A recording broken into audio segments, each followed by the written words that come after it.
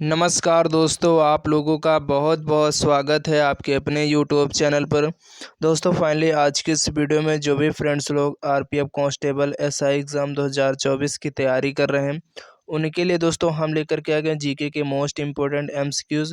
दोस्तों ये सभी क्वेश्चन ऐसे होने वाले जो आपके किसी न किसी गवर्नमेंट एग्ज़ाम में बार बार पूछे हुए रिपीटेड क्वेश्चन है। तो इसलिए दोस्तों वीडियो काफ़ी ज़्यादा इन्फॉर्मेटिव होने वाली है। तो इसलिए आपको आज के इस वीडियो में शुरू से लास्ट तक ज़रूर बने रहना, क्योंकि वीडियो का हर एक क्वेश्चन जो है आपके आने वाले एग्जाम्स के लिए बेहद इंपॉर्टेंट होने वाला है।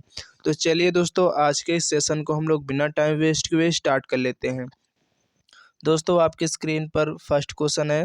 उससे पहले जो भी फ्रेंड्स लोग हमारे इस चैनल पर पहली बार आए हैं, प्लीज़ अगर आप लोग अभी तक चैनल को नहीं सब्सक्राइब किए हैं तो आप लोग चैनल को बिल्कुल भी सब्सक्राइब करना मत भूलिएगा। तो दोस्तों आपके स्क्रीन पर फर्स्ट क्वेश्चन है कि प्लासी की लड़ाई 1757 में अंग्रेजी सेना का नेतृत्व किसने किया था। यानी दोस्तों आपको मालूम होना चाहिए जो प्लासी का युद्ध होता है वो 1757 में हुआ था, ठीक है।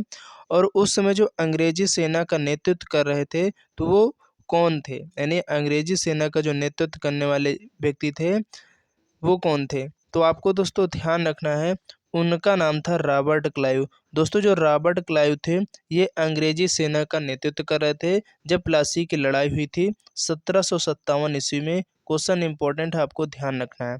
चलिए इसके बाद नेक्स्ट क्वेश्चन है कि बक्सर के युद्ध 1764 में अंग्रेजी सेना का नेतृत्व किसने किया। देखिए दोनों क्वेश्चन आपके एग्जाम्स में पूछे गए हैं, इसलिए मैं आज के इस वीडियो में इन दोनों क्वेश्चन को इंक्लूड किया हुआ हूँ।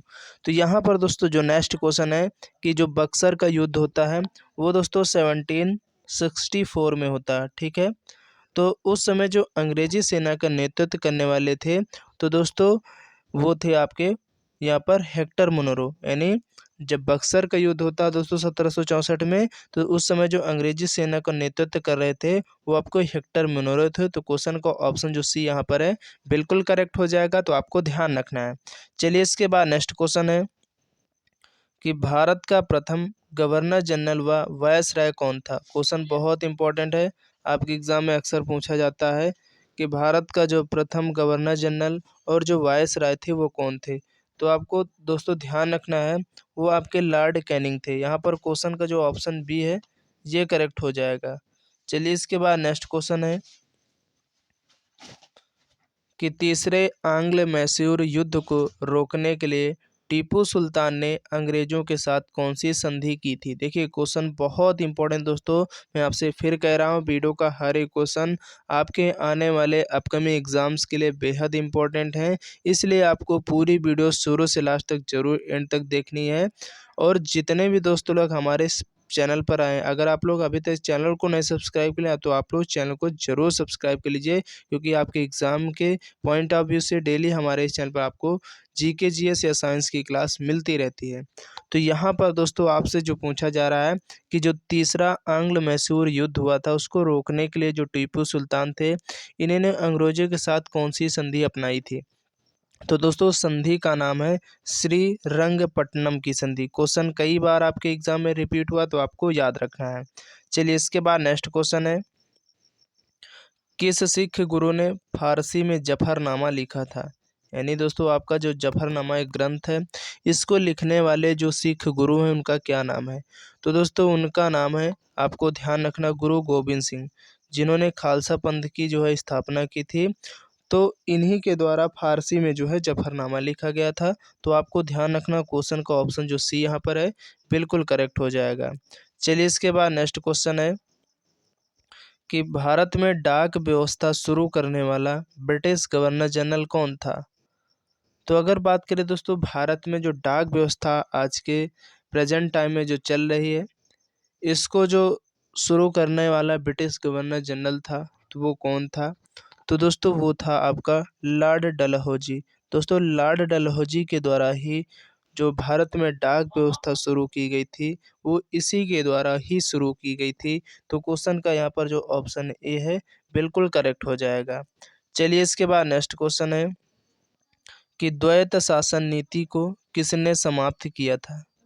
यानी दोस्तों भारत में जो द्वैत शासन नीति चल रही थी, ठीक है, तो उसको जो समाप्त किया था वो किसके द्वारा, लॉर्ड माउंटबेटन के द्वारा, या कर्जन ने समाप्त किया, या वारेन हेस्टिंग, या लॉर्ड रिपन।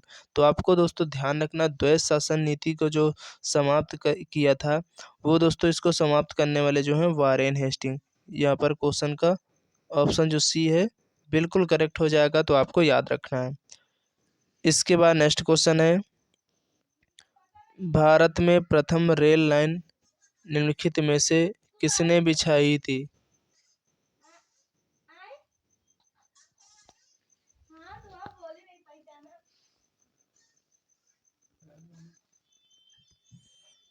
तो दोस्तों यहाँ पर आपसे जो क्वेश्चन में पूछा जा रहा है कि भारत में प्रथम रेल लाइन निम्नलिखित में से किसने बिछवाई थी, तो आपको दोस्तों ध्यान रखना इस क्वेश्चन का जो आंसर है जॉर्ज क्लार्क। दोस्तों जो जॉर्ज क्लार्क थे इनके द्वारा भारत में जो है पहली रेलवे लाइन जो है बिछवाई जाती है। तो क्वेश्चन का यहाँ पर जो ऑप्शन सी है बिल्कुल करेक्ट हो जाएगा, तो आपको ध्यान रखना है। इसके बाद नेक्स्ट क्वेश्चन है, किसके द्वारा बंगाल और बिहार का स्थायी बंदोबस्त यानी परमानेंट सेटलमेंट शुरू किया गया था? क्वेश्चन बहुत इंपॉर्टेंट दोस्तों, हिस्ट्री का बहुत फेवरेट क्वेश्चन है। कई बार आपके सभी चाहे एसएससी का प्रीवियस ईयर उठाकर आप लोग देख लीजिए, या आप कोई डिफेंस एग्ज़ाम उठाकर देख लीजिए, इन सभी एग्ज़ामों में दोस्तों क्वेश्चन आपको मिल ही जाएगा, क्योंकि अक्सर पूछा जाता है कि किसके द्वारा जो बंगाल और बिहार का जो स्थायी बंदोबस्त है यानी परमानेंट और जो सेटलमेंट है ये शुरू किया गया था। तो आपको दोस्तों ध्यान रखना है, लॉर्ड जो कॉर्नवालिस थे इनके द्वारा बंगाल और बिहार का जो स्थायी बंदोबस्त यानी परमानेंट सेटलमेंट जो है शुरू किया गया था। चलिए इसके बाद नेक्स्ट क्वेश्चन है कि रैयतवाड़ी व्यवस्था कब लागू की गई थी? बहुत इंपॉर्टेंट है, ध्यान रखना दोस्तों, जो रैयतवाड़ी व्यवस्था है ये कब लागू होती है? तो दोस्तों ये लागू हुई थी आपकी 1820 ईस्वी में, यानी 1820 में दोस्तों जो है रैयतवाड़ी जो व्यवस्था है ये लागू होती है। तो आपको इस बात को याद रखना है। चलिए इसके बाद नेक्स्ट क्वेश्चन है कि वर्ष 1829 यानी 1829 ईस्वी में सती प्रथा का उन्मूलन किसके द्वारा किया गया था? देखिए ये भी क्वेश्चन बहुत इंपॉर्टेंट है, आपको ध्यान रखना है। पहली बात तो जो ईयर है आपका वो 1829 में जो सती प्रथा का उन्मूलन किया गया था, तो किसके द्वारा किया जाता है? तो दोस्तों लॉर्ड विलियम बेंटिक के द्वारा। यहाँ पर क्वेश्चन का जो ऑप्शन डी है बिल्कुल करेक्ट हो जाएगा। और किसके सहयोग से? तो ये भी बात आपको ध्यान रखनी है, जो राजा राम मोहन राय थे इन्हीं के सहयोग से दोस्तों इसका जो है उन्मूलन हुआ था। तो ये भी आपको बात ध्यान रखनी है। चलिए नेक्स्ट क्वेश्चन है कि स्वामी विवेकानंद का मूल नाम क्या था? बहुत बार क्वेश्चन पूछा गया है, तो आपको दोस्तों ध्यान रखना स्वामी विवेकानंद जी का जो मूल नाम था वो नरेंद्र नाथ दत्त था। यहाँ पर क्वेश्चन का जो ऑप्शन ए वाला है ये बिल्कुल करेक्ट हो जाएगा, तो आपको याद रखना है। चलिए इसके बाद नेक्स्ट क्वेश्चन है, और नेक्स्ट क्वेश्चन है कि बारदोली सत्याग्रह 1928 यानी 1928 में हुआ था, इसका जो नेतृत्व है वो किसके द्वारा किया गया था? यानी दोस्तों आपको ध्यान रखना, जो बारदोली सत्याग्रह है इसका जो नेतृत्व करने वाले व्यक्ति थे वो आपके सरदार वल्लभ भाई पटेल थे। और इनको जो सरदार की उपाधि है दोस्तों ये किस आंदोलन या किस सत्याग्रह के दौरान मिलती है? तो वो यही सत्याग्रह यानी बारदौली सत्याग्रह के दौरान जो बारदौली भाग ली हुई महिलाएं थी इन्होंने ही इनको जो है सरदार यानी वल्लभ भाई पटेल को सरदार की जो उपाधि है वो प्रदान की थी। तो ये भी पॉइंट्स बहुत इंपॉर्टेंट है, आपको ध्यान रखना, क्वेश्चन पूछा जाता है। इसके बाद नेक्स्ट क्वेश्चन है 1873 यानी 1873 में सत्यशोधक समाज की स्थापना किसने की थी? तो दोस्तों आपको मालूम होगा सत्यशोधक जो समाज है इसकी जो स्थापना है वो ज्योतिबा फुले के द्वारा की जाती है। और कब की गई थी? तो 1873 में यानी 1873 में सत्यशोधक समाज की जो स्थापना है वो की गई थी। तो आपको ध्यान रखना है। चलिए इसके बाद नेक्स्ट क्वेश्चन है, सत्यार्थ प्रकाश पुस्तक के लेखक कौन है? तो आपको याद रखना दोस्तों, अगर बात करें सत्यार्थ प्रकाश जो पुस्तक इसके जो लेखक हैं, कई बार क्वेश्चन पूछा गया, तो आपको ध्यान रखना दयानंद सरस्वती, यानी जो स्वामी दयानंद सरस्वती थे इनके द्वारा दोस्तों इस पुस्तक जो है लिखी गई है। तो क्वेश्चन का जो ऑप्शन बी है बिल्कुल करेक्ट हो जाएगा, तो आपको याद रखना है। चलिए इसके बाद नेक्स्ट क्वेश्चन है, अखिल भारतीय व्यापार संघ कांग्रेस, जिसे इंग्लिश में AITUC बोलते हैं, इसका जो प्रथम अध्यक्ष थे वो कौन थे? नहीं, अखिल भारतीय व्यापार संघ जो कांग्रेस है इसके जो पहले अध्यक्ष थे वो कौन थे? तो आपको ध्यान रखना दोस्तों, वो थे आपके लाला लाजपत राय। यहाँ पर क्वेश्चन का ऑप्शन जो डी है करेक्ट हो जाएगा। चलिए इसके बाद नेक्स्ट क्वेश्चन है,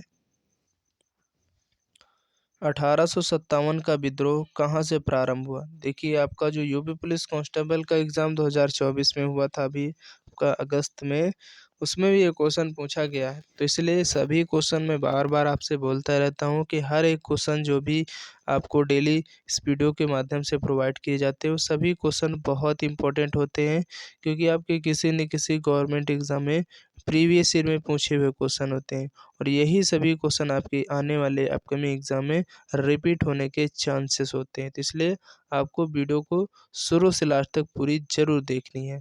तो यहाँ पर दोस्तों आपसे जो क्वेश्चन में पूछा जा रहा है कि जो 1857 का विद्रोह हुआ था, यानी 1857 का जो विद्रोह होता है इसका जो प्रारंभ है वो कहाँ से होता है?